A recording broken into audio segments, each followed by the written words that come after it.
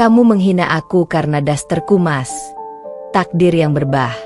Kini aku yang dihormati saat kamu mencari pakaian di tong sampah. Assalamualaikum warahmatullahi wabarakatuh. Selamat datang di LA Stories. Di balik senyuman ada air mata yang tak terlihat. Di balik tawa, ada kisah yang tak pernah diceritakan. Ini adalah LA Stories. Tempat di mana kisah nyata jadi pelajaran dan luka hati jadi kekuatan.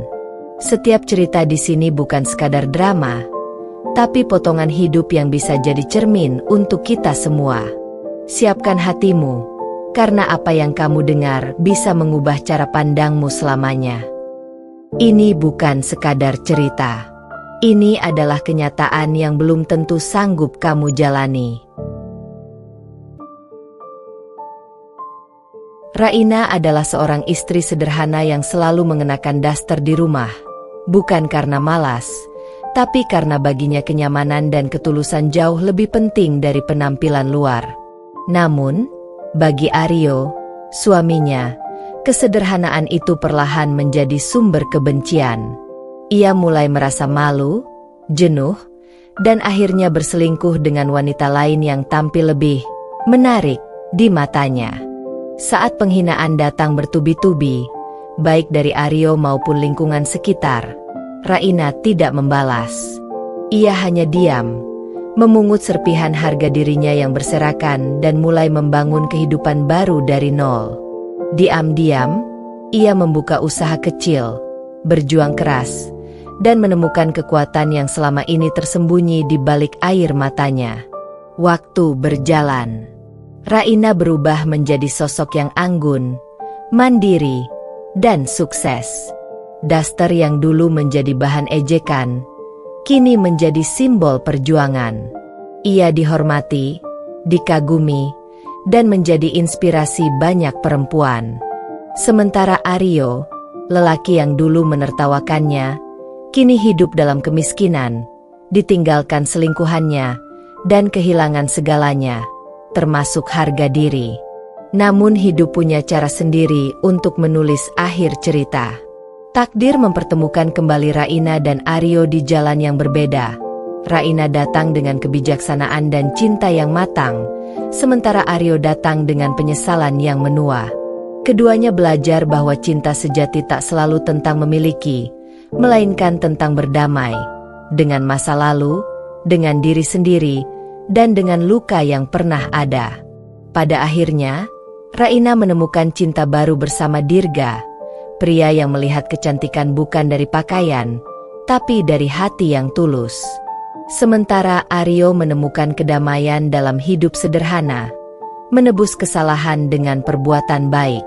Mereka tidak kembali bersama, tapi saling memberi makna, hingga pertemuan terakhir yang membuat keduanya tersenyum, bukan karena rindu, tapi karena telah benar-benar sembuh. Pesan cerita.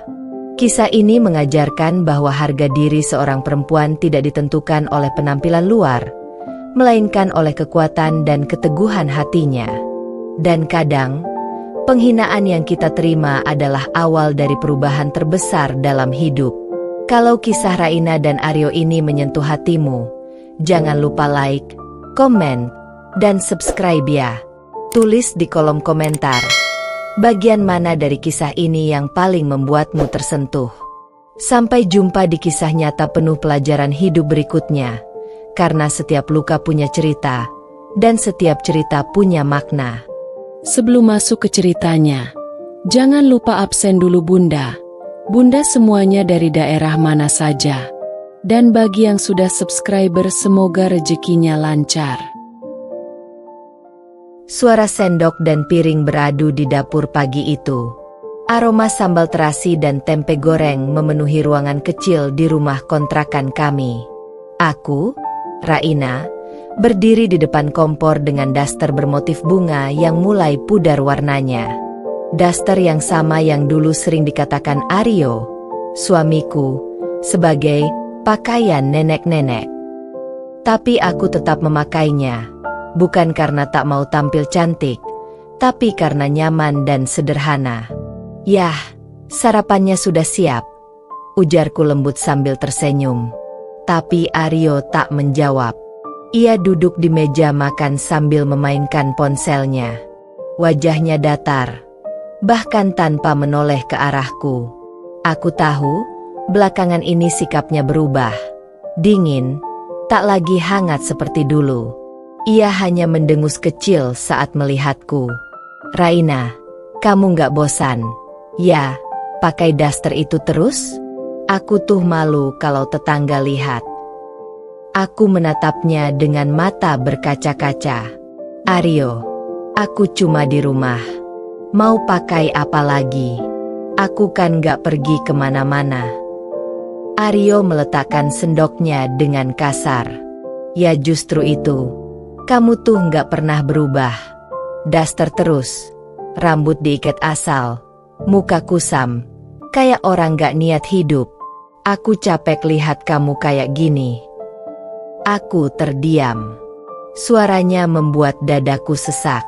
Dulu, ia mencintaiku apa adanya.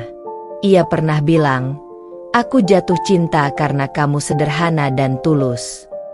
Tapi kini, seolah semua itu berubah jadi alasan untuk membenciku. Kalau aku pakai daster, itu karena aku ngurus rumah. Aryo, kataku lirih. Aku masak buat kamu, nyuci bajumu, bersihin rumah kita. Apa salahnya tampil sederhana di rumah sendiri?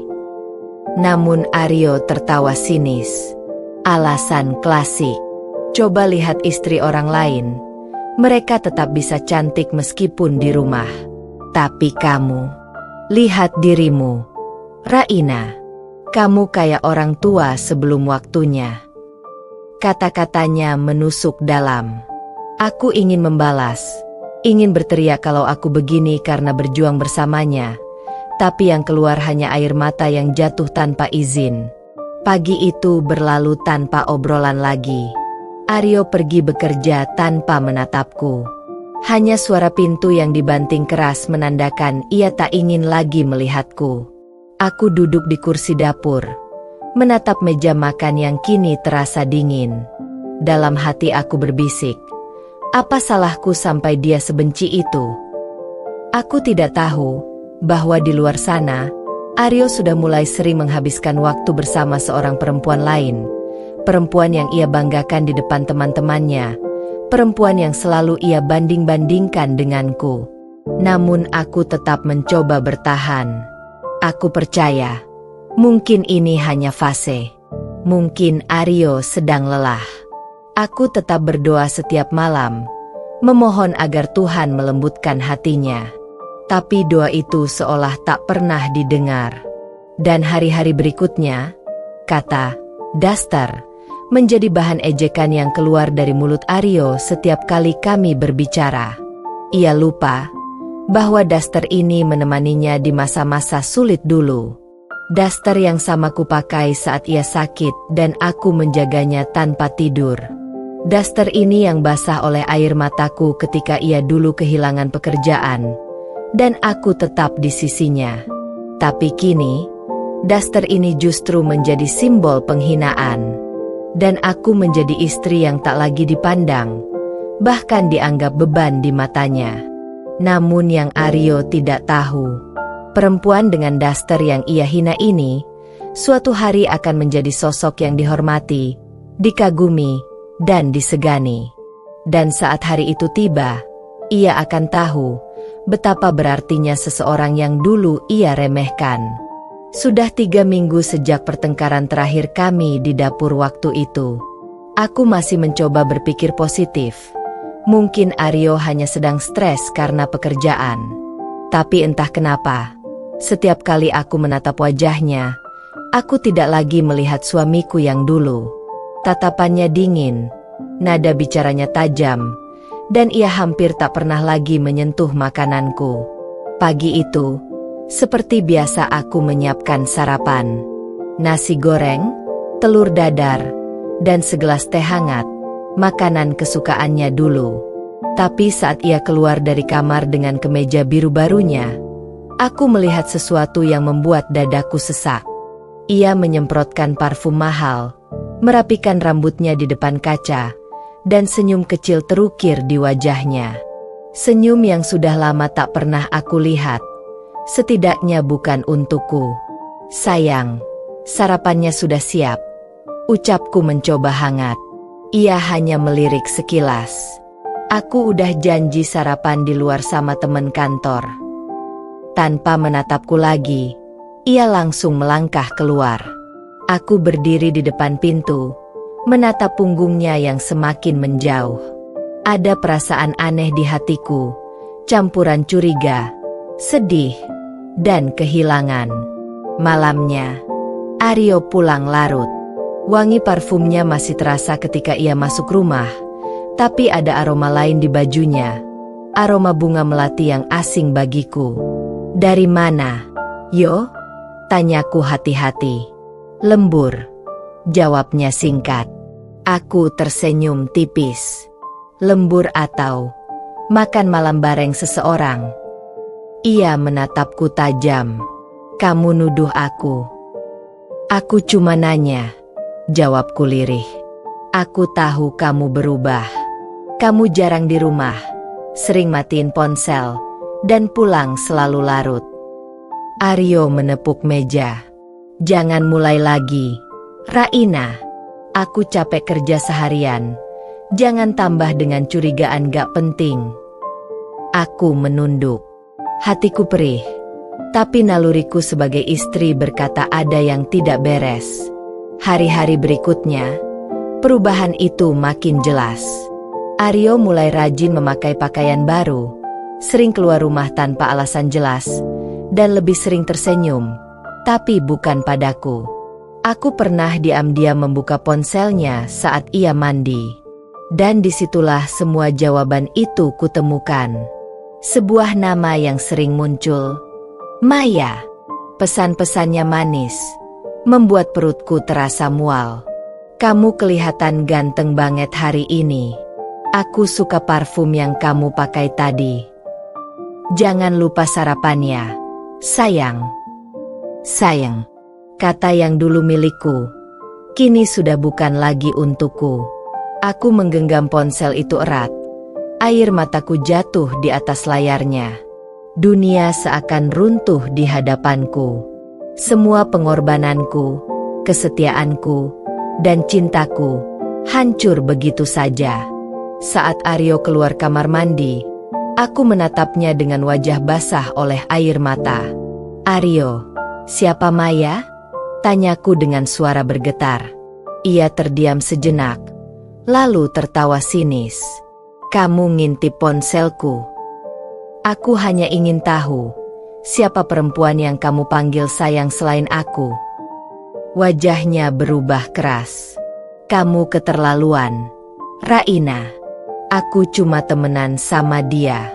Jangan lebay. Teman gak akan panggil suami orang sayang. Yo, teriakku tak kuat menahan air mata. Ia melangkah mendekat, menatapku tajam. Ya udah kalau kamu gak suka, terserah.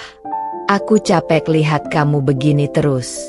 Lihat diri kamu, Raina. Kamu pikir siapa yang mau punya istri cuma bisa pakai daster, gak bisa ngobrol nyambung, gak pernah dandan. Kata-katanya menamparku lebih keras daripada pukulan manapun. Aku hampir tak bisa bernapas. Ia menatapku dengan jijik, seolah aku bukan lagi istrinya, tapi beban hidup yang ingin ia singkirkan. Malam itu aku tak bisa tidur. Di kamar yang sama, tapi terasa seperti dua dunia yang terpisah. Aku menatap langit-langit. Air mataku tak berhenti mengalir. Aku ingat masa-masa ketika Aryo kehilangan pekerjaannya, dan aku tetap di sisinya. Aku menjual perhiasan kecilku untuk membantu biaya hidup kami. Aku tak pernah menuntut. Aku percaya, kesetiaan akan selalu punya tempat dalam cinta. Tapi aku salah. Cinta tanpa rasa hormat hanya akan jadi luka yang perlahan membunuh dari dalam. Beberapa hari kemudian, tetangga mulai berbisik. Ada yang bilang mereka pernah melihat Aryo di sebuah kafe, duduk berdua dengan seorang perempuan muda berambut panjang, tertawa mesra, seperti pasangan yang baru jatuh cinta. Saat ku dengar kabar itu, tubuhku terasa lemas. Tapi aku tidak marah. Aku hanya berdiri di depan cermin, menatap wajahku yang lelah dan mata yang bengkak. Untuk pertama kalinya dalam waktu lama, aku berkata pada diriku sendiri, "Raina, kamu bukan wanita lemah. Kalau dia bisa berubah, kamu juga bisa. Tapi bukan untuk menyenangkan dia lagi, melainkan untuk menyelamatkan dirimu sendiri." Hari itu menjadi titik awal dalam hidupku. Bukan hanya karena aku tahu Aryo selingkuh, tapi karena aku sadar bahwa perempuan yang selama ini ia hina karena dasternya, suatu hari akan berdiri tegak, menatap dunia dengan kekuatan baru.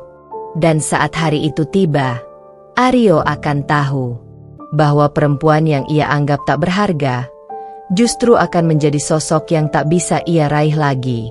Malam itu sunyi. Hanya suara detik jam dinding yang terdengar di ruang tamu kecilku. Di atas meja, segelas teh manis sudah dingin sejak 1 jam yang lalu. Minuman yang kupersiapkan untuk Aryo, tapi seperti biasa, ia belum pulang juga. Aku duduk di kursi rotan dekat jendela, menatap jalan sepi di luar. Angin malam menyelinap masuk melalui celah tirai. Udara terasa dingin, tapi bukan udara itu yang membuatku menggigil, melainkan rasa sepi yang makin menggigit. Sudah lewat tengah malam ketika Aryo akhirnya pulang. Dengan langkah sempoyongan, ia masuk sambil tertawa kecil, menelepon seseorang. Suaranya lirih, tapi cukup jelas untuk membuat hatiku hancur. "Iya, aku juga kangen. Besok ketemu lagi. Ya, kamu istirahat. Cantik." Aku tak berani menatapnya saat ia lewat di depanku.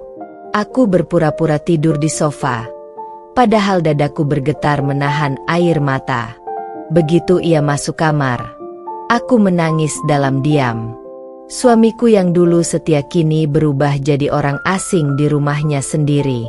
Keesokan harinya, pagi datang dengan langit mendung. Aku terbangun dengan mata bengkak, tapi tetap memaksakan diri untuk bangun dan memasak sarapan. Entah kenapa, meski hatiku hancur, aku masih ingin melakukan kewajibanku sebagai istri. Mungkin karena aku belum siap menyerah. Saat aku menggoreng telur, Aryo keluar kamar dengan pakaian rapi. Kemeja putih, celana bahan hitam, rambut disisir klimis, parfum menyengat, penampilan sempurna. Tapi tidak untuk pergi kerja, karena hari ini hari Minggu. Aku memberanikan diri bertanya, "Kamu mau kemana?" "Yo, kantor kan libur." Ia menatapku dengan ekspresi malas. "Ada urusan." "Urusan apa? Kok pakaiannya kayak mau ketemu orang penting?" Ia mendengus, mengambil kunci motornya, lalu menatapku tajam. "Raina, kamu tuh sekarang hobinya nanya-nanya terus ya? Aku keluar rumah dikit aja kamu curiga. Aku capek sama kamu." Aku menahan diri agar tidak menangis lagi. Aku cuma khawatir. "Yo, kamu jarang di rumah." Aku jarang di rumah karena di sini gak ada ketenangan," potongnya dengan suara tinggi. "Lihat rumah ini. Lihat kamu. Gak ada yang berubah dari dulu. Sama aja. Monoton. Membosankan. Aku butuh suasana baru. Ngerti gak?" Setelah itu, ia langsung pergi. Suara pintu dibantingnya memantul keras di dinding rumah, seakan menegaskan bahwa hatinya sudah benar-benar tertutup untukku. Aku berdiri di dapur, menatap sisa sarapan yang tak disentuh. Telur goreng itu masih mengepulkan asap, tapi kini terasa hambar. Hatiku seakan ikut terbakar bersama minyak panas di wajan. Hari demi hari berlalu. Aku mulai terbiasa dengan kepergian Aryo yang makin sering. Ia tak lagi pamit, tak lagi peduli pulang jam berapa. Kadang aku melihat postingan di media sosial, foto Aryo sedang makan di restoran, tersenyum bersama seorang perempuan yang jelas bukan aku. Ya, Maya. Perempuan itu sekarang sering muncul di lini masa. Dan setiap kali melihat senyum Aryo di sampingnya, aku merasa seperti kaca yang retak, tak pecah seluruhnya, tapi retaknya menyebar pelan, menyakitkan, menghancurkan dari dalam. Namun di balik semua luka itu, sesuatu mulai tumbuh di hatiku, kesadaran bahwa aku tidak bisa terus hidup dengan menunggu belas kasihan dari seseorang yang sudah tak mencintaiku lagi. Aku mulai melakukan hal kecil untuk diriku sendiri. Aku menjahit ulang daster-dasterku yang robek. Aku membersihkan halaman rumah, menanam bunga di pot bekas, bahkan mulai membuat kue untuk dijual di warung tetangga. Awalnya kecil, hanya 2 loyang kue brownies setiap hari. Tapi ternyata banyak yang suka. Dari situlah sedikit demi sedikit aku mulai punya penghasilan sendiri. Setiap kali aku menatap adonan kueku, aku berkata dalam hati, aku masih bisa berguna. Aku masih bisa berdiri. Sementara itu, Aryo makin sering pergi tanpa kabar. Kadang 2 hari tak pulang, lalu datang dengan wajah lelah dan aroma parfum perempuan lain. Ia tak peduli lagi padaku, bahkan tak bertanya dari mana aku mendapat uang untuk membeli bahan kue. Ia tak tahu bahwa dalam diam, aku mulai membangun kekuatanku sendiri. Suatu malam, aku sedang menyiapkan adonan saat telepon rumah berdering. Aku angkat, dan suara di seberang membuat jantungku berdegup keras. Halo, Bu Raina? Maaf, saya teman kantor Mas Aryo. Barusan saya lihat dia di kafe sama seorang perempuan. Mereka kelihatan sangat dekat. Saya kira ibu tahu. Tanganku gemetar. Aku berterima kasih dan menutup telepon perlahan. Air mataku jatuh lagi, tapi kali ini bukan karena sedih, melainkan karena aku akhirnya yakin. Cermin di dalam diriku yang selama ini retak, kini benar-benar pecah. Dan dari serpihan itulah aku melihat refleksi baru. Raina yang berbeda. Raina yang akan bangkit. Aku memandang wajahku di cermin kecil dapur. Mata sembab, kulit kusam, rambut berantakan. Tapi di balik semua itu, ada cahaya kecil yang belum padam. Aku tersenyum pada pantulan diriku dan berbisik. Aku mungkin tidak secantik Maya, tapi aku punya sesuatu yang tidak dia punya. Hati yang kuat. Dan suatu hari nanti, Aryo akan tahu arti kehilangan yang sebenarnya. Di luar, hujan mulai turun. Aku menatap rintiknya di jendela sambil menyalakan oven.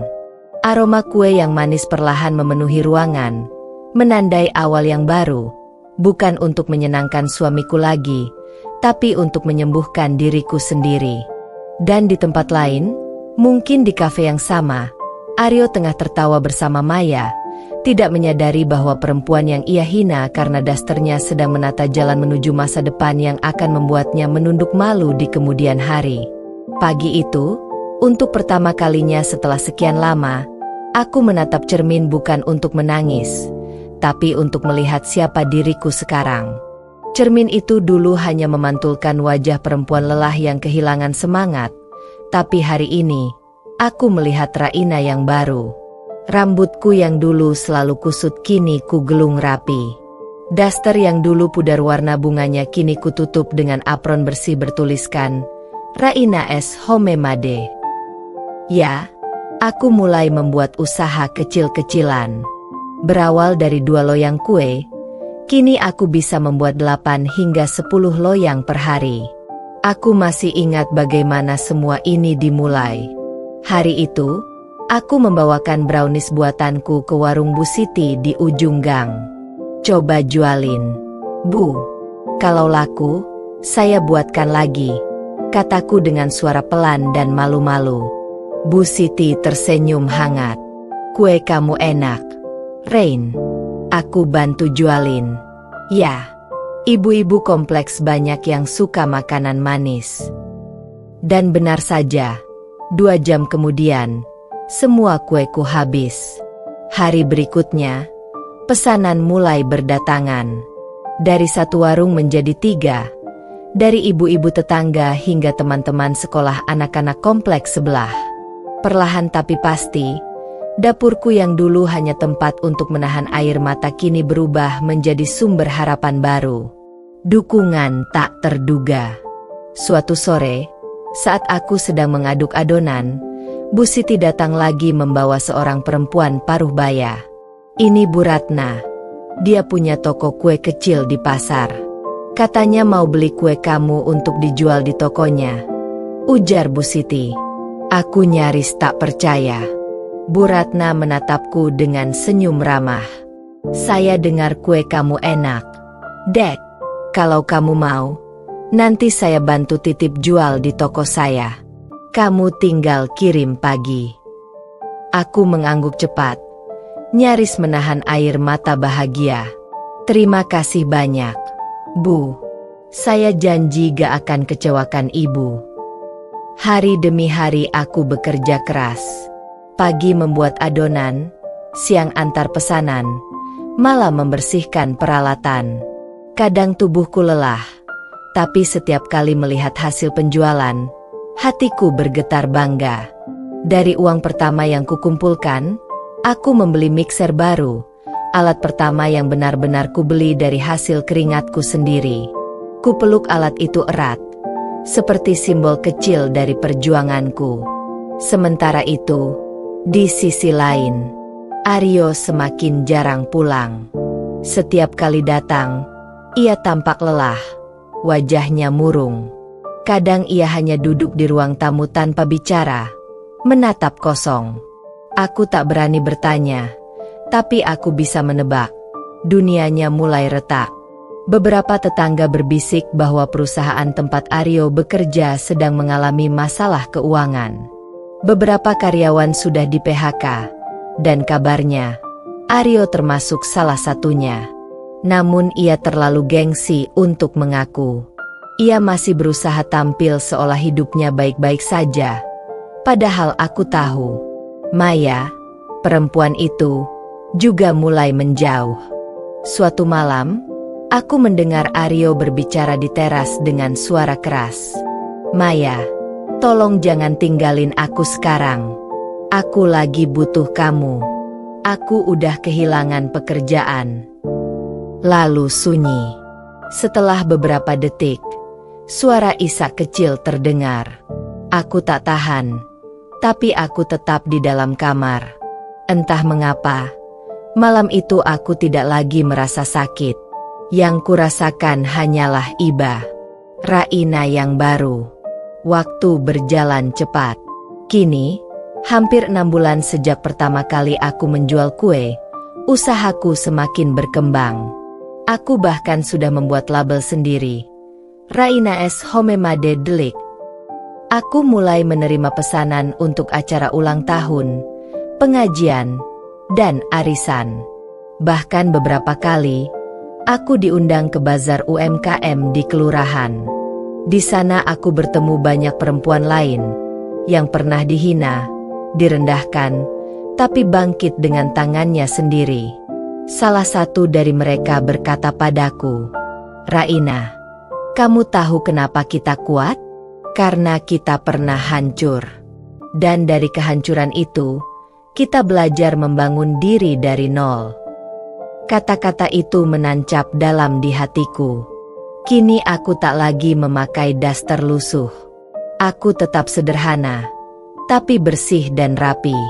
Aku belajar merawat diri bukan untuk siapa-siapa, tapi untuk menghormati diriku sendiri. Pertemuan tak terduga. Suatu sore, aku sedang mengantarkan pesanan ke rumah pelanggan. Saat melewati taman kota, aku melihat seseorang duduk di bangku, lusuh, lelah, dan tak terawat. Aku berhenti. Mataku tak salah. Itu Aryo. Ia duduk menunduk dengan pakaian kusam, rambut berantakan. Di tangannya ada kantong plastik berisi roti sisa. Ia memungut pakaian dari tong sampah di dekatnya. Aku tertegun. Hatiku bergetar, bukan karena masih cinta, tapi karena aku sudah tidak membencinya lagi.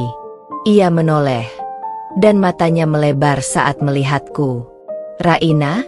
Suaranya pelan, nyaris tak percaya. Aku hanya tersenyum tipis. "Mas Aryo." Ia menatapku dari atas ke bawah, seolah tak percaya pada penampilan baruku. Aku mengenakan baju sederhana tapi rapi, membawa tas besar bertuliskan Raina S. Homemade. "Sekarang kamu jualan?" tanyanya gugup. Aku mengangguk. "Iya." Dan aku bersyukur, karena dari jualan ini aku bisa hidup dengan tenang. Ia terdiam.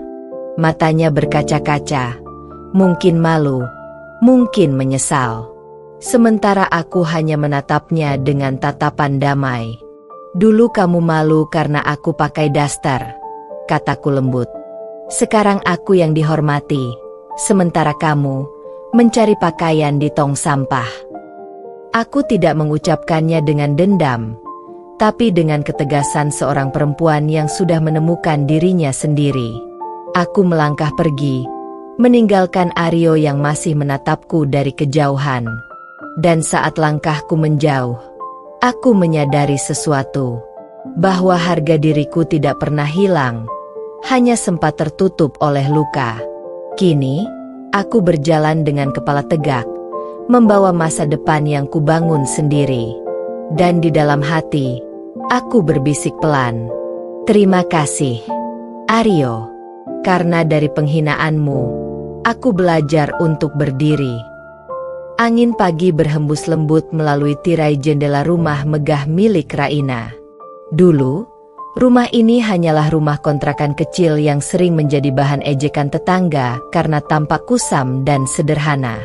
Tapi kini, setelah bertahun-tahun perjuangan tanpa pamrih, Raina menatap dunia dari jendela kaca besar yang penuh cahaya, dengan senyum kecil di wajahnya yang tenang. Setiap langkahnya kini menggema di lantai marmer yang berkilau, tanda keberhasilan yang tak pernah ia pamerkan namun membuat banyak orang tertegun.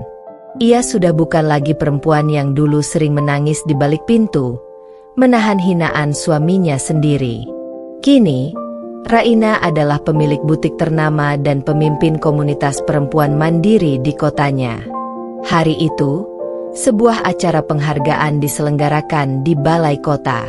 Raina menjadi salah satu penerima penghargaan sebagai perempuan inspiratif tahun ini. Ia tampil dengan kebaya sederhana berwarna pastel, elegan tanpa berlebihan. Saat namanya dipanggil, tepuk tangan menggema dari setiap sudut ruangan. Yang tak disadari banyak orang, di luar gedung yang sama, Aryo, mantan suaminya, berdiri mematung di balik jendela kaca. Wajahnya tirus, pakaian lusuh, dan mata sayunya menatap sosok perempuan yang dulu ia rendahkan. "Raina," gumamnya lirih, suaranya nyaris patah. Beberapa tahun lalu, Aryo kehilangan segalanya. Setelah perusahaannya bangkrut karena gaya hidup boros dan pengkhianatan rekan bisnisnya, ia juga ditinggalkan oleh selingkuhannya, Dita, yang dulu selalu ia banggakan di depan Raina. Kini, Aryo hidup seadanya, mengais rezeki dari pekerjaan serabutan. Di sisi lain, Raina naik atas panggung dan menerima piala kecil dari wali kota. Dalam pidatonya, suaranya lembut namun berwibawa. "Saya tidak pernah menyangka akan berdiri di sini. Dulu, saya hanya seorang ibu rumah tangga yang sering diremehkan karena tidak berpenampilan mewah. Tapi hari ini saya ingin mengatakan, nilai seorang perempuan tidak diukur dari daster yang ia kenakan, tapi dari keteguhan hatinya untuk bangkit dan bertahan." Ruangan pun bergemuruh oleh tepuk tangan panjang. Beberapa hadirin bahkan menitikkan air mata. Namun di luar sana, Aryo hanya bisa menunduk. Hatinya seperti diremas rasa bersalah yang tak berkesudahan. Ia teringat masa-masa ketika ia menertawakan Raina di depan teman-temannya. Ia ingat bagaimana dulu ia berkata, "Kau ini tidak pantas jadi istriku. Rain, lihat dirimu, tiap hari cuma pakai daster, rambut acak-acakan. Aku malu punya istri sepertimu." Kini, di bawah terik matahari, ia berdiri dengan baju compang-camping dan sepatu yang sudah hampir robek. Dunia seakan berbalik arah. Raina menjadi sosok yang dihormati, sementara dirinya mencari sisa harga diri di antara debu dan waktu. Setelah acara selesai, Raina berjalan keluar gedung. Dari kejauhan, ia melihat sosok yang tak asing, lelaki dengan wajah letih yang dulu pernah menjadi pusat semestanya. Aryo berdiri di dekat tong sampah. Tangannya gemetar menunduk mencari botol plastik untuk dijual. Langkah Raina terhenti. Ada getar halus di dadanya. Bukan karena masih cinta, tapi karena iba pada manusia yang kehilangan arah. Aryo menatapnya. Matanya berkaca-kaca. "Raina, aku." Namun Raina hanya tersenyum tenang. "Tak perlu bicara. Yo, aku sudah memaafkanmu sejak lama. Tapi ingatlah, dulu kau hina aku karena dasterku. Kini kau mencari pakaian di tong sampah. Dunia memang berputar. Hanya saja kadang putarannya datang terlambat." Aryo menunduk. Air matanya jatuh membasahi tanah kering di bawah kakinya. Raina kemudian melangkah pergi dengan tenang. Langkahnya tegap seperti seorang perempuan yang telah berdamai dengan masa lalunya. Masyarakat kini menghormatinya, bukan karena harta, tapi karena keteguhan hatinya. Dan di balik tatapan setiap orang yang memujanya, ada satu pelajaran besar yang terukir. Jangan pernah menghina seseorang hanya karena penampilannya hari ini. Sebab bisa jadi, di masa depan, kaulah yang berlutut di hadapannya mencari secuil harga diri. Langit sore tampak memerah di ufuk barat. Di bawah bayangan senja itu, Aryo duduk di tepi jalan, menggenggam erat selembar roti basi yang ia dapat dari tempat sampah sebuah kafe. Wajahnya kini jauh dari sosok tampan dan percaya diri yang dulu sering berdiri di depan kaca, menilai Raina dengan pandangan merendahkan. Rambutnya kusut, kulitnya gelap terbakar matahari, dan tubuhnya kurus karena makan seadanya. Sudah 3 tahun berlalu sejak pertemuannya terakhir kali dengan Raina di depan balai kota. Pertemuan yang membuat hidupnya benar-benar jungkir balik. Kata-kata Raina hari itu masih menancap kuat di pikirannya. "Dulu kau hina aku karena dasterku. Kini kau mencari pakaian di tong sampah. Dunia memang berputar. Hanya saja kadang putarannya datang terlambat." Sejak saat itu, Aryo mulai menyadari bahwa penyesalan yang sebenarnya bukan hanya kehilangan harta, tetapi kehilangan orang yang benar-benar tulus mencintai dirinya. Kehidupan dari nol. Aryo bekerja sebagai kuli bangunan di proyek kecil di pinggiran kota. Setiap pagi ia datang lebih awal, membawa bekal nasi seadanya dari warung. Tangan yang dulu lembut karena selalu menggenggam setir mobil mewah, kini penuh kapalan. Tapi untuk pertama kalinya dalam hidup, ia bekerja bukan untuk pamer, melainkan untuk bertahan. Setiap kali palu menghantam paku, ia teringat bagaimana dulu Raina juga sering bekerja keras tanpa keluhan. "Aku dulu menghina perempuan yang kuat sepertinya," batinnya lirih. "Ternyata aku yang lemah." Suatu sore, saat sedang membersihkan sisa semen di tangannya, Aryo melihat sebuah baliho besar di seberang jalan bertuliskan, "Butik Raina, karya lokal, rasa nasional." Di bawahnya ada foto Raina dengan senyum lembut dan tulisan, "Mendukung perempuan mandiri." Aryo tertegun cukup lama. Ia tak tahu apakah harus bangga atau justru makin merasa bersalah. Dunia benar-benar berputar. Dulu Raina menatapnya dari bawah, Kini justru dia yang menatap Raina dari jauh, dengan kagum sekaligus sesal. Mencoba menebus dosa. Beberapa bulan kemudian, Aryo mulai mengumpulkan sedikit demi sedikit hasil jerih payahnya. Ia tak lagi hidup untuk gaya, tapi untuk memperbaiki dirinya. Ia sering menyisihkan uang untuk membeli makanan bagi anak-anak jalanan. Dulu aku pelit pada istri sendiri, tapi sekarang aku ingin memberi sekecil apapun yang aku punya, ucapnya pada seorang kawan sesama kuli. Suatu hari, tanpa sengaja, ia melihat Raina turun dari mobilnya di depan butik. Raina tampak anggun dan berwibawa, tetapi tetap sederhana. Ia berbicara hangat dengan karyawan-karyawannya, seolah tak ada jarak antara pemilik dan pekerja. Itulah yang membuat Aryo sadar, Raina sukses bukan karena ambisi, tapi karena hati. Dengan langkah ragu, Aryo memberanikan diri menghampiri dari jauh. Namun sebelum ia sempat menyapa, Raina sudah pergi masuk ke mobil. Ia hanya bisa menunduk, berkata dalam hati, "Aku tak berhak lagi memanggil namamu. Tapi biarlah aku menebus semuanya dengan perbuatan." Langkah menuju perubahan. Sejak hari itu, Aryo memutuskan untuk berubah sepenuhnya. Ia mulai mengikuti program pelatihan kerja dari pemerintah. Ia belajar membuat furnitur sederhana dari kayu bekas. Dari hasilnya, ia membuat kursi dan meja, lalu menjualnya di pinggir jalan. Perlahan tapi pasti, hasil kerjanya disukai orang karena ketekunan dan kejujurannya. Beberapa bulan berlalu, bisnis kecilnya mulai dikenal. Ia bahkan mulai membuka bengkel kayu kecil bernama Kayu Hidup, karena baginya setiap potongan kayu bekas melambangkan dirinya, pernah dibuang, tapi bisa hidup lagi dengan tujuan baru. Suatu pagi, tanpa ia sangka, seseorang datang ke bengkelnya.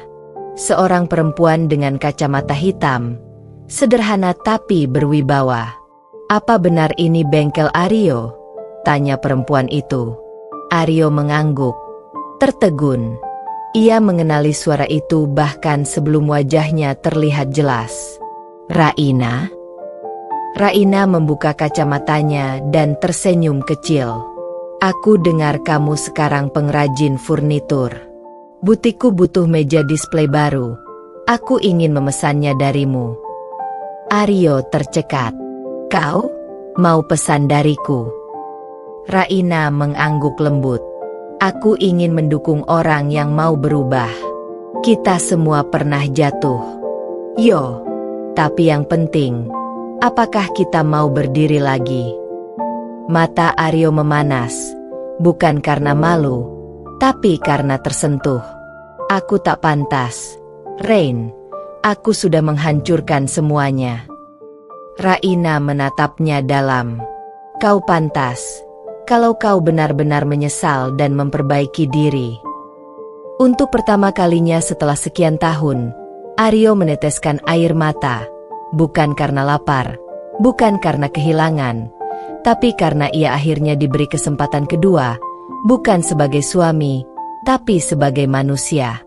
Sore itu, Raina pergi dengan tenang meninggalkan bengkel kecil itu, sementara Aryo berdiri menatap mobilnya yang menjauh. Tapi kali ini bukan dengan rasa iri, melainkan dengan semangat untuk menjadi lebih baik. Ia tahu, dunia benar-benar berputar. Kadang kita di atas, kadang di bawah.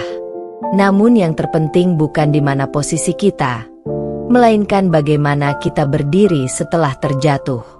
Dan di langit senja yang sama, Aryo berbisik pelan. "Terima kasih, Rain. Mungkin aku kehilangan cintamu, tapi aku menemukan diriku sendiri." Pagi itu, udara kota terasa lembut. Matahari menyinari kaca butik Raina, yang kini semakin dikenal di banyak kota. Pelanggannya datang dari berbagai kalangan, mulai dari ibu rumah tangga sederhana hingga selebritas papan atas. Di antara kesibukannya, Raina tetap dikenal sebagai sosok yang rendah hati, selalu menyapa siapapun dengan senyum tulus. Namun di balik ketenangan itu, hatinya sempat bergetar saat menerima laporan dari manajernya. Bu Raina, meja display baru dari bengkel kayu hidup sudah selesai dikirim. Hasilnya luar biasa. Semua orang di tim produksi memuji kualitasnya. Raina menatap foto meja yang dikirim di ponselnya. Kayu jati tua yang dibentuk dengan detail dan hati-hati, sederhana tapi penuh karakter. Dia tahu siapa pembuatnya. Aryo. Beberapa minggu berlalu sejak pertemuan mereka di bengkel kayu kecil itu. Raina tak menyangka bahwa hasil kerja Aryo akan sebaik itu. Ada sesuatu dalam karya tersebut, ketulusan, penyesalan, dan mungkin permintaan maaf yang tak diucapkan. Pertemuan yang tak terhindarkan. Hari itu, Raina memutuskan untuk datang langsung ke bengkel kayu hidup untuk membayar lunas pesanan. Ia tiba dengan mobil hitam sederhana, mengenakan blus putih dan celana kain, tampak seperti pebisnis profesional namun tetap membumi. Ketika ia turun dari mobil, aroma kayu dan serbuk halus memenuhi udara. Beberapa pekerja yang mengenal Raina segera menunduk hormat. Di pojok bengkel, Aryo tengah sibuk memotong kayu dengan mesin sederhana. Raina berdiri diam sejenak, memperhatikan. Lelaki itu kini berbeda, lebih tenang, lebih sabar, lebih manusiawi. Aryo, panggilnya pelan. Mesin berhenti. Aryo menoleh. Seketika, waktu seperti berhenti di antara keduanya. Raina, suaranya serak, seperti menahan perasaan yang lama terpendam. Raina tersenyum lembut. Karyamu bagus sekali. Aku datang untuk membayar langsung. Dan untuk mengucapkan terima kasih. Aryo menggeleng cepat. Kau tak perlu datang jauh-jauh hanya untuk itu. Tidak, Yo. Jawab Raina tenang. Aku datang bukan hanya karena bisnis, tapi karena aku ingin melihat orang yang dulu menghancurkan hatiku, kini bisa membangun lagi dirinya sendiri. Hening. Hanya terdengar suara burung di kejauhan dan hembusan angin yang menerbangkan debu kayu di udara. Aryo menunduk, menahan haru. Aku tak pernah berharap banyak, Rain. Aku tahu kesalahanku terlalu besar, tapi aku ingin menebus semuanya dengan kerja keras, bukan kata-kata. Raina menatapnya dalam, ada ketegasan sekaligus rasa iba. Aryo menunduk, menahan haru.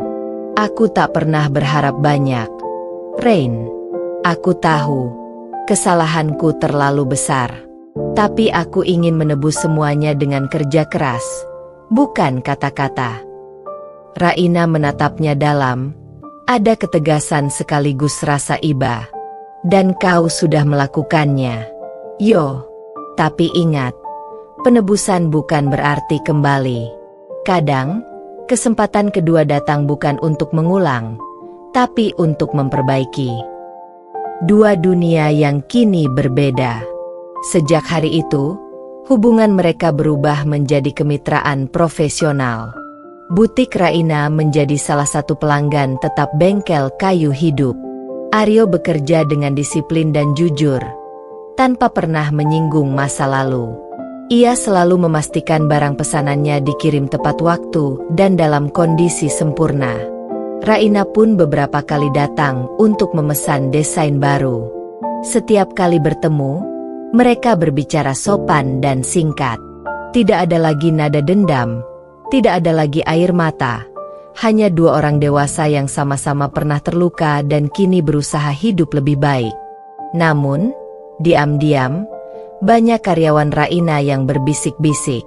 Bu, itu kan mantan suaminya ya? Kok masih kerja sama? Raina hanya tersenyum dan menjawab dengan bijak. Dendam tidak pernah membuat seseorang maju. Kadang, memberi kesempatan adalah bentuk kemenangan yang paling elegan. Dan sejak itu, Para karyawannya semakin menghormatinya. Raina bukan hanya pemimpin sukses, tapi juga teladan tentang kebesaran hati. Pergulatan di hati Aryo. Malamnya, di bengkel kecilnya yang remang, Aryo duduk sendirian menatap potongan kayu yang belum selesai. Ia memegangnya seperti memegang hatinya sendiri. Patah, tapi bisa dibentuk lagi. Ia tahu, tak akan pernah ada kesempatan untuk kembali menjadi suami Raina. Tapi entah kenapa, melihat Raina bahagia justru membuatnya lega. Mungkin dulu aku mencintainya dengan cara yang salah, gumamnya. Dan sekarang, aku belajar mencintainya dari jauh, tanpa mengganggu jalannya. Ia menulis sebuah kalimat di papan kecil dekat mejanya. Kesempatan kedua bukan untuk memiliki lagi, tapi untuk memperbaiki diri agar tak menyakiti lagi. Setiap kali pekerjanya datang pagi-pagi, mereka membaca kalimat itu dan tersenyum. Banyak yang tak tahu, kata-kata itu lahir dari seorang lelaki yang pernah kehilangan segalanya, tapi menemukan jati dirinya dalam penyesalan. Beberapa bulan kemudian, butik Raina mendapat kontrak besar dari investor luar negeri. Saat acara peresmian, meja display buatan bengkel kayu hidup menjadi pusat perhatian karena keindahannya yang alami. Seorang jurnalis bertanya pada Raina, "Siapa yang membuat desain unik ini, Bu?" Raina tersenyum hangat dan menjawab, "Seorang pengrajin yang dulunya pernah jatuh, tapi sekarang berdiri lagi. Karena dalam hidup, yang penting bukan berapa kali kita jatuh, tapi berapa kali kita mau bangkit." Aryo yang berdiri di antara undangan belakang menunduk pelan, menatap perempuan yang dulu ia sakiti, kini berdiri dengan penuh cahaya. Ia tahu, cinta mereka telah mati, tapi penghargaan dan rasa hormat kini tumbuh menggantikannya. Raina tak menoleh ke belakang lagi. Ia tahu, ada bab baru yang menunggunya, bukan tentang balas dendam, tapi tentang perdamaian dengan masa lalu. Dan di bawah langit senja yang sama, keduanya berjalan di jalannya masing-masing, membawa pelajaran yang tak ternilai. Kadang Tuhan mempertemukan kita dua kali, bukan untuk kembali, tapi agar kita belajar menghargai apa yang dulu kita hancurkan. Malam itu langit tampak bersih, bertabur bintang yang seakan berbisik pelan. Raina duduk di teras rumahnya, menatap langit sambil memeluk secangkir teh hangat. Udara lembut membelai wajahnya, membawa kenangan samar tentang masa lalu yang dulu penuh luka.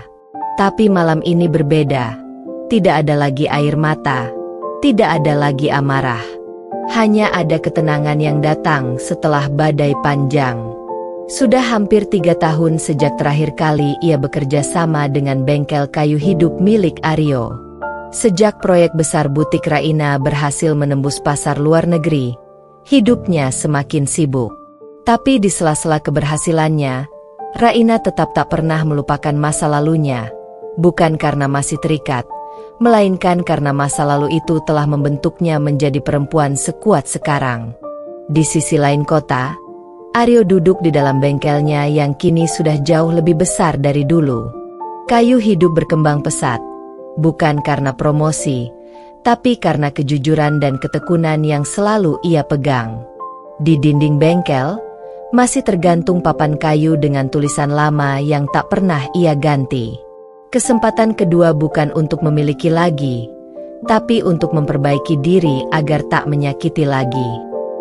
Ia tersenyum kecil setiap kali membaca itu. Dulu, kalimat itu hanyalah pengingat bagi dirinya sendiri. Tapi kini, para pekerjanya sering menjadikannya moto hidup. Mereka menghormati Aryo bukan karena masa lalunya, tapi karena ketulusannya kini. Sebuah undangan yang menggugah. Suatu hari, Raina menerima undangan dari panitia acara amal nasional bertajuk Bangkit Bersama. Acara itu ditujukan untuk membantu pengusaha kecil yang bangkit dari keterpurukan. Di dalam daftar peserta, matanya terhenti di satu nama yang membuat jantungnya berdetak pelan. Aryo Pratama, pengrajin kayu, kayu hidup. Raina memejamkan mata sesaat, menarik napas panjang. Bukan karena benci, tapi karena tak menyangka takdir akan mempertemukan mereka lagi. Kali ini bukan sebagai musuh, bukan sebagai mantan pasangan, tapi sebagai dua orang yang sama-sama pernah jatuh dan memilih bangkit. Pertemuan terakhir yang damai. Hari acara tiba. Aula besar itu dipenuhi tamu dan peserta. Raina datang dengan gaun sederhana berwarna biru muda, melambangkan kedamaian. Aryo datang dengan kemeja polos dan celana kain bersih. Saat mata mereka bertemu dari jauh, keduanya sama-sama terdiam, bukan karena gugup, tapi karena ada kelegaan yang sulit dijelaskan. Setelah acara berjalan, panitia memanggil keduanya untuk maju ke panggung sebagai dua sosok inspiratif. Moderator bertanya, "Bu Raina dan Pak Aryo, Anda berdua dulunya pernah mengalami masa sulit. Apa arti bangkit bagi Anda masing-masing?" Raina tersenyum lembut. Bangkit bukan berarti melupakan masa lalu, tapi belajar untuk tidak terjebak di dalamnya. Kadang, orang yang paling kita benci justru adalah guru terbaik dalam perjalanan hidup kita. Aryo menatap Raina, matanya berkaca-kaca. Dan bagi saya, bangkit berarti berani mengakui kesalahan. Saya pernah menghancurkan orang yang paling tulus dalam hidup saya. Tapi Tuhan masih memberi saya waktu untuk memperbaiki diri, meski bukan untuk kembali. Ruangan hening. Hanya terdengar isak kecil dari beberapa penonton yang terharu. Raina menoleh padanya dan berkata pelan, "Aku bangga padamu, Yo. Kau sudah menemukan dirimu yang sebenarnya." Aryo tersenyum dengan mata yang mulai basah. "Dan aku bangga padamu, Rain. Kau sudah jadi perempuan yang dulu tak pernah aku hargai, tapi kini semua orang menghormati." Tepuk tangan menggema di ruangan itu. Tapi di balik tepuk tangan itu, hanya ada dua hati yang berbicara dalam diam. Dua hati yang pernah saling menyakiti, kini akhirnya saling memaafkan. Dua jalan yang tak lagi satu, tapi tenang. Setelah acara berakhir, Aryo menghampiri Raina di taman belakang gedung.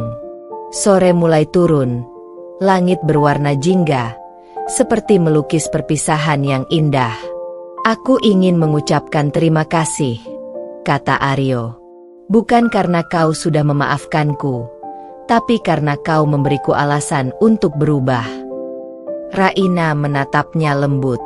"Aku pun berterima kasih, Yo.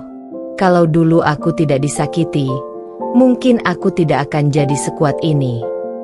Ia menatap langit, lalu menambahkan, "Kadang luka itu bukan untuk menghancurkan, tapi untuk membuka mata kita pada arti hidup yang sebenarnya."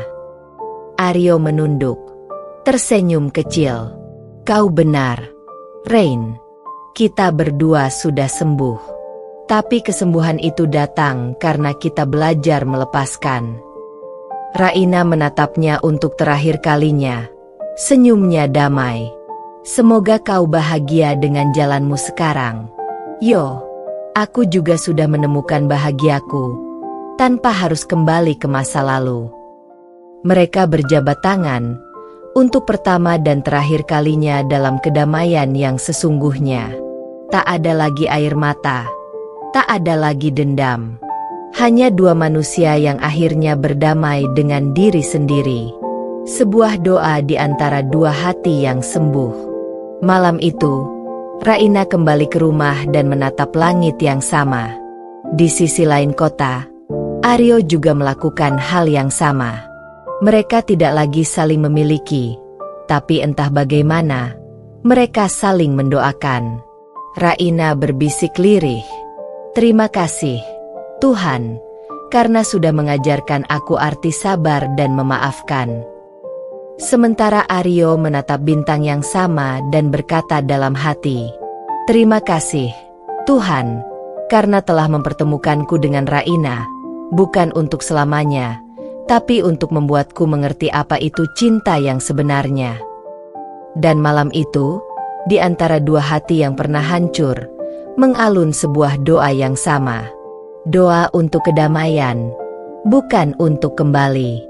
Doa untuk kebahagiaan, bukan untuk memiliki. Karena akhirnya, mereka berdua tahu, cinta sejati kadang bukan tentang bersama, tapi tentang mengikhlaskan dan mendoakan dari jauh. Senja sore itu menumpahkan warna jingga keemasan di langit Jakarta. Di sebuah kafe kecil bernuansa hangat, Raina duduk di pojok ruangan sambil menatap keluar jendela. Hujan baru saja reda, menyisakan aroma tanah basah dan gemericik kecil dari atap. Di hadapannya, secangkir teh melati mengepul lembut. Aroma yang dulu selalu menenangkan hatinya setiap kali dunia terasa terlalu bising. 3 tahun sudah berlalu sejak perpisahan terakhir dengan Aryo. Dalam kurun waktu itu, banyak hal berubah. Raina bukan lagi perempuan yang tertunduk di bawah hinaan dan pengkhianatan. Ia kini menjadi sosok kuat dan berwibawa, pemimpin sebuah perusahaan kosmetik lokal yang sedang naik daun. Ia dikenal bukan hanya karena kecantikannya, tapi karena ketegasan, kerja keras, dan empati yang memancar dari caranya memimpin. Namun meski hidupnya terlihat sempurna di mata orang lain, ada satu ruang sunyi yang tetap ia jaga rapat-rapat.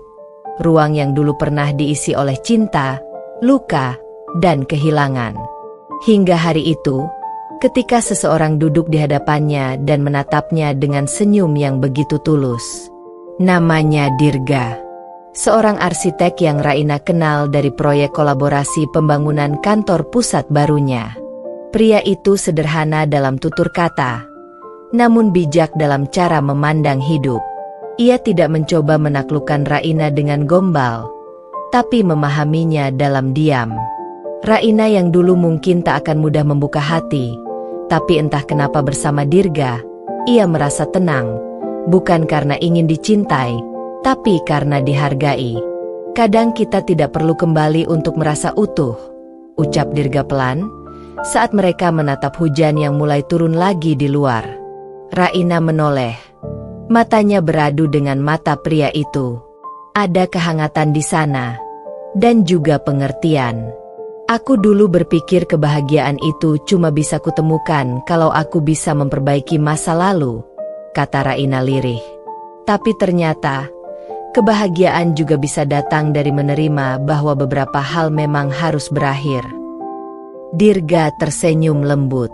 Bukan berakhir, Raina. Hanya berubah bentuk. Raina menatapnya lama. Kalimat itu seperti pelukan lembut yang menyentuh bagian terdalam hatinya. Ia tahu, dirinya sudah sembuh. Luka yang dulu membuatnya takut mencintai kini menjadi pelajaran yang menuntunnya untuk mencintai dengan cara yang lebih bijak, bukan dengan rasa takut kehilangan, tapi dengan keikhlasan.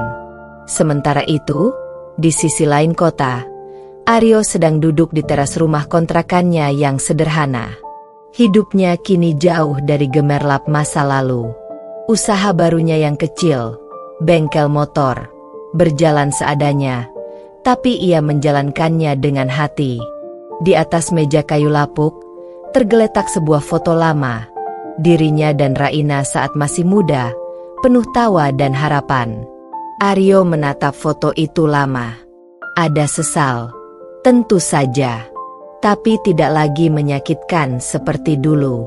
Kini, setiap kali ia mengingat Raina, yang ia rasakan bukan lagi kehilangan, melainkan rasa terima kasih. Terima kasih karena pernah jadi bagian dari hidupku, Rain, gumamnya pelan. Ia kini hidup sendiri, tapi damai. Setiap pagi ia menyalakan musik lawas kesukaannya, menyapu bengkel, dan menyambut pelanggan dengan senyum. Sesekali ia menulis di buku kecilnya, semacam catatan renungan hidup. Di sana tertulis kalimat yang ia yakini benar. Tidak semua cinta harus dimiliki. Beberapa cinta hadir untuk mengajarkan cara menjadi manusia yang lebih baik. Suatu hari, tanpa sengaja, Takdir mempertemukan mereka kembali.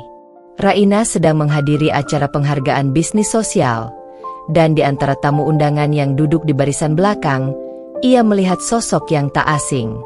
Aryo. Ia tampak berbeda, lebih tenang, lebih sederhana, dan entah kenapa lebih damai. Ketika mata mereka bertemu, waktu seolah berhenti. Tidak ada lagi dendam, tidak ada amarah. Hanya dua hati yang pernah saling mencintai, kini sama-sama sembuh. Aryo mendekat perlahan dan tersenyum. Selamat, Raina. Aku dengar bisnismu luar biasa sekarang. Raina tersenyum lembut. Terima kasih, Aryo. Dan aku dengar bengkelmu ramai. Ya. Aryo tertawa kecil. Lumayan. Tak sebesar usahamu, tapi cukup buat makan dan tenang. Hening sejenak. Angin sore berhembus lembut melewati mereka. Raina menatap mata mantan suaminya dan berkata dengan tulus, "Aku senang melihat kamu bahagia." Aryo mengangguk pelan. "Aku juga, Rain." Aku akhirnya paham, kadang bahagia itu bukan berarti harus kembali, tapi bisa melihat seseorang yang dulu kita cintai menemukan kebahagiaannya. Mereka berjabat tangan, lama, seolah melepaskan semua sisa masa lalu yang pernah menahan mereka. Dan di balik keramaian acara itu, Raina menatap langit. Ia tersenyum, bukan karena masa lalunya indah, tapi karena kini ia tahu, dirinya sudah bebas. Beberapa bulan kemudian, Raina dan Dirga menikah dalam upacara kecil yang hangat dan sederhana. Tidak ada pesta besar, hanya keluarga dan teman-teman dekat. Di sana, Raina menatap wajah suaminya yang baru dengan mata berkilat penuh syukur. Sementara di bengkel kecilnya, Aryo duduk menatap langit sore. Ia tersenyum, meneguk kopi hitam buatannya sendiri, lalu menulis satu kalimat terakhir di buku catatannya. Aku pernah kehilangan cinta, tapi tidak kehilangan makna. Karena terkadang, bahagia sejati adalah ketika kita bisa mencintai tanpa harus memiliki, dan menerima tanpa harus kembali. Langit sore itu memerah indah. Dua hati yang dulu hancur kini telah sembuh. Di jalan yang berbeda, tapi sama-sama menuju bahagia tanpa kembali. Pagi itu, cahaya matahari menembus jendela besar rumah bergaya minimalis yang terletak di pinggiran Bandung. Di dapur yang harum oleh aroma kopi, Raina sedang menata sarapan sederhana, roti gandum, buah, dan omelet yang baru matang. Di belakangnya, suara langkah kaki mendekat, langkah yang tenang dan akrab. Pagi, sayang. Dirga mengecup keningnya lembut sebelum mengambil cangkir dari rak. Senyumnya seperti pagi itu sendiri, hangat, damai, dan penuh cinta yang tak perlu banyak kata. Raina membalas senyumnya. Kamu selalu bangun lebih pagi dari alarm. Ya. Kalau ada kamu di rumah, rasanya sayang kalau harus tidur lama. Mereka tertawa pelan. Begitulah rutinitas pagi mereka. Sederhana, tanpa kemewahan berlebihan, tapi selalu penuh rasa syukur. Setelah sarapan, Raina bersiap menuju kantornya. Kini ia bukan sekadar CEO perusahaan kosmetik ternama, tapi juga dikenal sebagai mentor bagi perempuan muda yang ingin membangun usaha dari nol. Ia sering diundang menjadi pembicara dalam berbagai seminar, bukan karena kisah suksesnya saja, tapi karena kisah jatuh bangunnya yang menyentuh hati banyak orang. Dirga, di sisi lain, tengah merancang proyek baru, membangun pusat komunitas ramah lingkungan untuk masyarakat desa di daerah Lembang. Ia mencintai pekerjaannya karena bisa memberi manfaat langsung bagi banyak orang. Setiap malam, mereka duduk di balkon sambil berbagi cerita tentang klien yang rewel, rencana proyek baru, atau sekadar membicarakan hal-hal kecil seperti bunga di taman yang baru mekar. Tidak ada drama, tidak ada tangisan. Hanya dua orang yang saling menghormati, saling mendengarkan, dan saling tumbuh bersama. Raina sering berpikir, cinta yang ia jalani sekarang bukan seperti api yang membakar, tapi seperti matahari pagi, hangat dan menenangkan. Ia tidak lagi takut kehilangan, karena Dirga tidak pernah membuatnya merasa harus berjuang sendirian. Dulu aku pikir cinta itu tentang siapa yang paling aku kejar, kata Raina suatu malam, saat mereka menatap langit penuh bintang. Dirga menatapnya, menunggu kelanjutan. Tapi ternyata cinta sejati itu tentang siapa yang bersedia berjalan di sampingku, tanpa membuatku merasa kecil. Dirga menggenggam tangannya, lembut namun pasti. Dan aku akan selalu di sampingmu, bukan di depan atau di belakang. Karena kamu bukan bayangan, Raina. Kamu cahaya itu sendiri. Raina tersenyum. Matanya berkaca-kaca. Tapi bukan karena sedih, melainkan karena bahagia yang sederhana tapi nyata. Sementara itu, jauh di kota kecil di Jawa Tengah, Aryo menatap bengkel kecilnya yang kini mulai ramai. Di dinding bengkel terpajang tulisan besar yang ia buat sendiri. Kerja keras adalah bentuk cinta yang paling jujur. Ia tidak lagi mengejar kesempurnaan hidup. Hari-harinya diisi dengan memperbaiki motor, bercanda dengan anak-anak kecil yang suka nongkrong di depan bengkel, dan mengajari beberapa pemuda cara mencari rezeki dengan tangan sendiri. Suatu sore, seorang pelanggan datang membawa motor yang rusak. Perempuan itu bercerita banyak tentang keluarganya, tentang suaminya yang sibuk, tentang lelahnya menjadi istri yang sering dilupakan. Aryo mendengarkan dengan tenang, tanpa menghakimi. Ketika perempuan itu selesai, ia hanya berkata pelan, "Jangan terlalu berharap dia akan berubah karena kamu. Tapi percayalah, kamu bisa berubah jadi lebih kuat karena luka itu. Aku sudah mengalaminya." Perempuan itu tersenyum, seolah merasa lebih ringan. Dan di saat itulah Aryo sadar, mungkin inilah tujuan hidupnya sekarang. Bukan untuk memperbaiki masa lalu, tapi untuk membantu orang lain yang tersesat di jalan yang dulu pernah ia lalui. Malamnya, setelah menutup bengkel, Aryo duduk di kursi bambu dan menatap langit. Ia teringat Raina, bukan dengan perih, tapi dengan rasa hormat dan syukur. "Terima kasih, Rain," bisiknya. "Kalau dulu aku tidak kehilanganmu, mungkin aku tidak akan belajar arti cinta sejati, cinta yang tidak lagi egois, tapi mengajarkan aku untuk memperbaiki diri." Ia menulis kembali di buku catatannya. Cinta sejati bukan tentang memiliki seseorang selamanya, tapi tentang menjadi versi terbaik dari dirimu setelah pernah mencintai seseorang dengan tulus. Beberapa bulan kemudian, Raina dan Dirga datang ke kota itu dalam perjalanan kerja. Mereka tidak sengaja melewati bengkel milik Aryo. Ketika mobil mereka melintas pelan, Raina menatap papan nama bengkel itu dan tersenyum samar. Dirga melirik dan bertanya lembut, "Itu tempat seseorang dari masa lalumu?" "Ya." Raina mengangguk pelan. "Iya. Tapi tenang saja. Masa laluku sudah tenang di tempatnya." Dirga tidak bertanya lebih lanjut. Ia hanya menggenggam tangan Raina, dan Raina merasakan sesuatu yang indah, perasaan bahwa hatinya kini benar-benar damai. Mobil itu terus melaju, meninggalkan bengkel kecil di belakang. Di kaca spion, Raina sempat melihat Aryo yang sedang menolong anak kecil memperbaiki rantai sepedanya. Senyum pria itu tulus, sama tulusnya seperti dulu saat ia masih mencintai. Raina menatap ke depan lagi dan berkata dalam hati, "Mungkin ini arti cinta sejati, bukan tentang kembali, tapi tentang saling mendoakan dari tempat yang berbeda."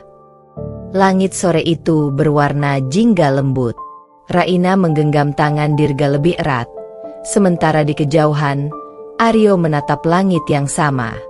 Dua hati yang dulu saling melukai kini telah menemukan maknanya masing-masing. Raina dengan cinta barunya yang penuh penghargaan, dan Aryo dengan kehidupan sederhana yang menenangkan. Mereka tidak kembali, tapi sama-sama bahagia dengan cara yang berbeda. Bahagia tanpa harus kembali, dan cinta tanpa harus memiliki. Senja merayap perlahan di langit kota Bandung. Warna oranye bercampur ungu membias di kaca jendela ruang pamer butik Raina Atelier. Butik yang kini terkenal hingga ke luar negeri. Di dalam butik, Raina berdiri di depan cermin, mengenakan kebaya rancangan barunya sendiri. Sederhana, elegan, tapi penuh makna. Hari itu adalah hari besar. Butiknya akan mengadakan peragaan busana amal yang hasilnya akan disumbangkan untuk anak-anak yatim di berbagai daerah. Semua karyawan sibuk menyiapkan panggung dan lampu, sementara Raina menatap refleksi dirinya dengan perasaan yang sulit dijelaskan. Di balik kesuksesan dan senyum lembutnya, ada ketenangan yang tumbuh dari luka lama yang sudah sembuh. Ia sudah memiliki segalanya, cinta yang menghargai, karir yang stabil, dan hati yang damai. Namun entah mengapa, sore itu, ada sesuatu yang membuat dadanya terasa hangat, semacam firasat halus yang sulit ia abaikan. Di tempat lain, di sebuah bengkel kecil di pinggiran kota, Aryo sedang memandangi undangan berwarna krem yang baru saja diterimanya dari kurir. Di bagian depan tertera, undangan kegiatan amal Raina Atelier, peragaan busana dan donasi untuk anak yatim. Nama itu, Raina, masih mampu membuat dadanya bergemuruh. Bukan karena cinta yang ingin kembali, melainkan karena rasa hormat yang begitu besar terhadap perempuan yang dulu pernah ia sakiti. Ia menatap undangan itu lama sekali, lalu menarik napas panjang. Mungkin, sudah saatnya aku datang, bukan untuk menebus apa-apa, tapi untuk mengucapkan terima kasih, gumamnya pelan. Malam itu, aula besar tempat acara berlangsung penuh cahaya dan tepuk tangan. Musik lembut mengalun, dan Raina berjalan ke atas panggung mengenakan busana rancangan terakhirnya malam itu. Semua mata tertuju padanya, bukan hanya karena keindahan kebaya yang ia kenakan, tapi karena aura ketenangan yang memancar dari dirinya. Di barisan belakang, seorang pria dengan kemeja polos dan jaket lusuh berdiri diam, memandangi panggung dengan mata yang berair. Itu Aryo. Ia menatap Raina seperti menatap seseorang yang pernah menjadi bagian dari hidupnya yang paling bermakna. Seseorang yang kini sudah menjadi cahaya, sementara dirinya hanya bayangan yang lewat sesaat. Ketika acara selesai, dan para tamu mulai bubar, Aryo berjalan pelan ke arah taman kecil di belakang gedung, tempat Raina sering duduk menenangkan diri. Tak lama kemudian, langkah pelan terdengar dari arah yang sama. Raina muncul, ditemani sinar lampu taman yang lembut. Mereka berdua berhenti, hanya terpisah beberapa langkah. Waktu seakan berhenti. Tak ada kebencian, tak ada penyesalan yang tersisa. Hanya dua jiwa yang pernah saling mengenal, kini berdiri sebagai dua manusia yang sama-sama telah belajar. Raina. Suara Aryo parau, namun jujur. Raina menatapnya lembut. Aku tahu kamu akan datang. Aryo tertawa kecil, menunduk. Kau masih sama seperti dulu, selalu bisa membaca isi hati orang. Aku bukan membacanya, jawab Raina, tersenyum tipis. Aku hanya pernah ada di hatimu terlalu lama. Hening sejenak. Angin malam membawa aroma bunga melati. Aryo kemudian berkata pelan, aku cuma ingin bilang terima kasih. Kalau waktu itu kamu tidak meninggalkanku, mungkin aku tidak akan pernah belajar menjadi manusia yang sebenarnya. Raina menatap mata lelaki itu lama sekali, lalu menjawab, dan aku juga berterima kasih, Yo. Karena dari rasa sakit yang kamu berikan, aku belajar arti kuat, arti ikhlas, dan arti cinta yang sesungguhnya. Mata Aryo memerah. Kamu sudah bahagia sekarang, kan? Raina mengangguk. Ya, Aku bahagia dengan Dirga, tapi bukan karena aku melupakanmu. Aku bahagia karena akhirnya aku memaafkanmu dan memaafkan diriku sendiri. Aryo tersenyum lirih. Aku juga sudah tenang, Rain. Hidupku sekarang sederhana, tapi penuh makna. Aku bekerja di bengkel, bantu anak-anak muda yang dulu sepertiku, yang sempat kehilangan arah. Raina menatapnya dengan tatapan bangga. Aku tahu. Aku dengar tentang bengkelmu dari komunitas sosial. Ternyata, kau masih jadi lelaki yang baik. Hanya sempat tersesat sebentar. Keduanya tertawa kecil. Tawa yang anehnya membawa ketenangan.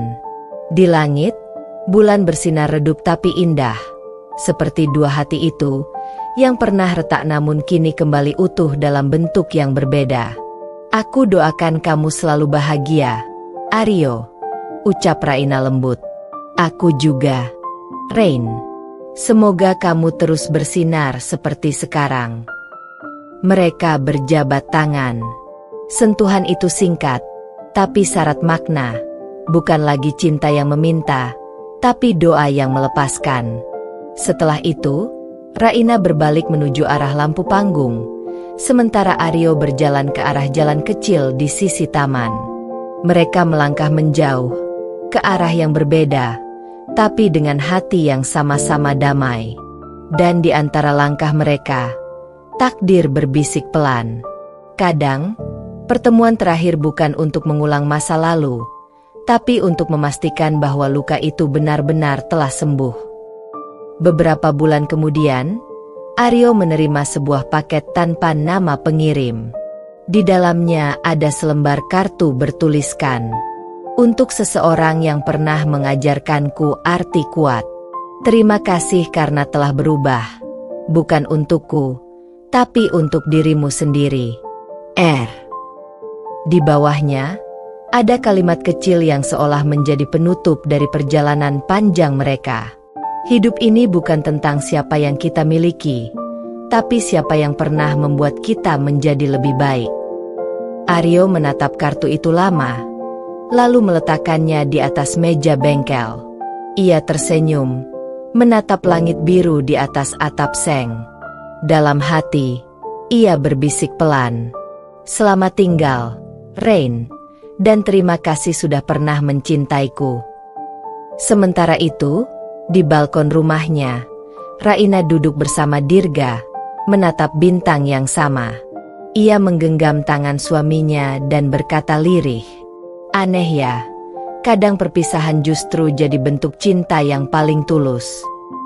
Dirga memeluknya dari belakang, karena cinta sejati bukan tentang memiliki, tapi tentang mengikhlaskan dengan bahagia. Raina menutup mata, tersenyum, dan malam itu terasa sempurna, tenang, indah, dan penuh makna. Kisahnya dengan Aryo telah berakhir, bukan dengan air mata, tapi dengan doa yang hangat di antara dua hati yang sudah sembuh. Matahari terbit perlahan di balik pegunungan Bandung. Langit berwarna keemasan, dan udara pagi membawa kesejukan yang menenangkan. Di halaman rumahnya yang kini dipenuhi bunga kamboja putih, Raina berdiri dengan segelas teh hangat di tangan. Ia mengenakan daster batik sederhana, persis seperti dulu, tapi kini daster itu bukan lagi simbol penghinaan, melainkan lambang kedamaian dan jati diri yang telah ia temukan kembali. Ia menatap taman kecil di depannya, tempat Dirga sedang menyiram bunga sambil bersiul kecil. Beberapa anak dari panti asuhan yang mereka bantu datang berlari sambil tertawa, menyalami Raina dengan penuh semangat. "Bu Raina, kami bawa bunga dari kebun," seru mereka riang. Raina tertawa kecil. "Wah, bunga apa ini?" "Bunga dari bibit yang ibu kasih dulu," jawab salah satu anak dengan bangga. Matanya sedikit berkaca. Dulu, siapa sangka perempuan yang pernah dihinakan karena dasternya, karena kesederhanaannya, kini menjadi panutan bagi banyak orang? Hidup benar-benar berputar dengan cara yang tak terduga. Raina berjalan masuk ke ruang kerjanya. Di meja, tergantung foto-foto perjalanan hidupnya. Saat ia masih sederhana bersama Aryo, saat ia mulai membangun bisnis kecil di dapur, hingga momen saat ia berdiri di panggung menerima penghargaan Perempuan Inspiratif Nasional. Namun di antara semua foto itu, ada satu foto kecil yang tak pernah ia lepaskan. Foto dirinya dan Aryo ketika masih muda, tersenyum, memegang sepeda motor butut, di depan rumah kontrakan yang dulu menjadi saksi perjuangan mereka. Foto itu tidak membuatnya sedih. Justru membuatnya tersenyum dengan penuh rasa syukur. Kalau bukan karena luka itu, batinnya, aku mungkin takkan pernah tahu seberapa kuat diriku. Raina kini telah memahami bahwa masa lalu tidak perlu dihapus, cukup disembuhkan dan diterima. Aryo bukan lagi sosok yang ia benci, melainkan bagian dari perjalanan hidupnya yang paling berharga. Dari penghinaan dan pengkhianatan itulah ia menemukan dirinya yang sejati. Sementara itu, di kota kecil tempat bengkel Aryo berdiri, suasana pagi juga ramai. Beberapa anak muda sedang belajar memperbaiki motor, sementara Aryo mengajari mereka dengan sabar. Rambutnya kini sudah mulai memutih, wajahnya berkeriput, tapi matanya masih hangat, seperti seseorang yang telah berdamai dengan dunia.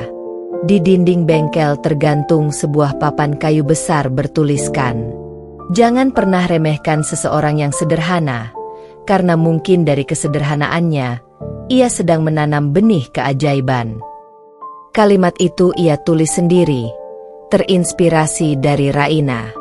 Sore itu, setelah bengkel tutup, Aryo duduk di bangku kayu dan menatap matahari tenggelam. Ia membuka sebuah surat lusuh dari laci kecilnya.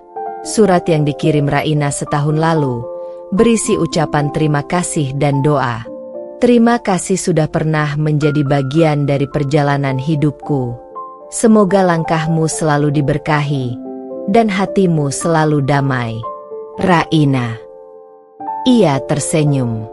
Air matanya menetes, tapi kali ini bukan karena penyesalan, melainkan rasa syukur yang tulus. "Kau benar, Rain.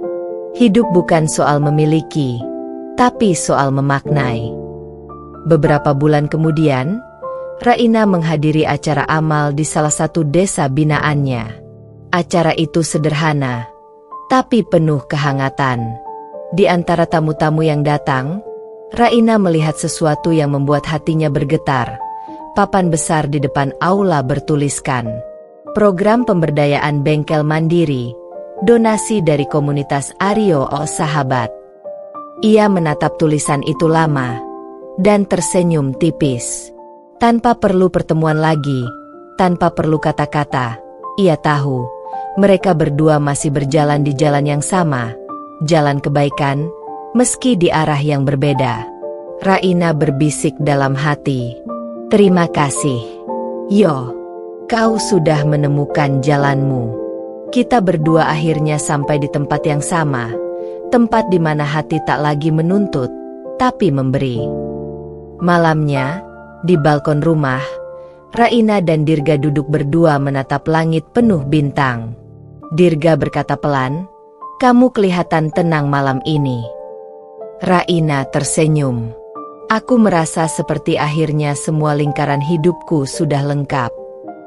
Dirga menggenggam tangannya. "Dan kamu bahagia?" Raina menatap bintang paling terang di langit dan berbisik, "Lebih dari bahagia. Aku damai." Malam itu, angin berembus lembut membawa aroma melati dari taman. Raina menatap ke langit dan seolah melihat wajah masa lalunya, bukan dengan luka, tapi dengan senyum penuh terima kasih. "Terima kasih sudah mengajarkan aku arti kuat. Terima kasih sudah menghina dasterku dulu, karena dari situ aku belajar bahwa harga diri bukan dari pakaian, tapi dari hati yang tulus." Ia menutup mata, meneguk teh hangatnya, dan membiarkan kenangan itu menjadi doa.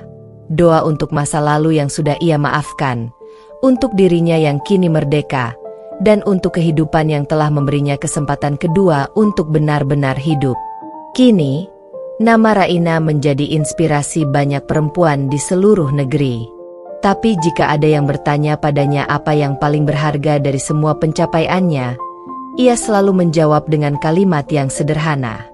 Yang paling berharga bukan saat aku sukses, tapi saat aku memutuskan untuk bangkit. Dan setiap kali ia mengenakan dasternya, pakaian yang dulu menjadi alasan penghinaan, ia tersenyum lembut pada dirinya sendiri. Karena baginya, daster bukan lagi simbol kelemahan, tapi mahkota dari perjalanan panjang menuju harga diri. Di tempat berbeda, Aryo menatap langit yang sama. Ia tak lagi menyesali apapun. Ia hanya menatap bintang, lalu berkata pelan, "Aku bangga padamu, Rain. Dan semoga suatu hari nanti, semua orang yang pernah menghina orang sederhana bisa belajar darimu." Langit malam itu begitu tenang. Dua jiwa yang pernah saling mencintai, kini berdoa di bawah bintang yang sama, bukan untuk kembali, tapi untuk saling menguatkan dari jauh. Dan begitulah kisah ini berakhir. Bukan dengan air mata, tapi dengan cahaya yang tumbuh dari luka. Bukan dengan balas dendam, tapi dengan maaf yang tulus. Bukan dengan perpisahan, tapi dengan ketenangan dua hati yang telah sembuh. Kamu menghina aku karena dasterku, Mas. Takdir yang berbah. Kini aku yang dihormati saat kamu mencari pakaian di tong sampah. Sebuah kisah tentang cinta, luka, kebangkitan, dan harga diri yang abadi. Tamat.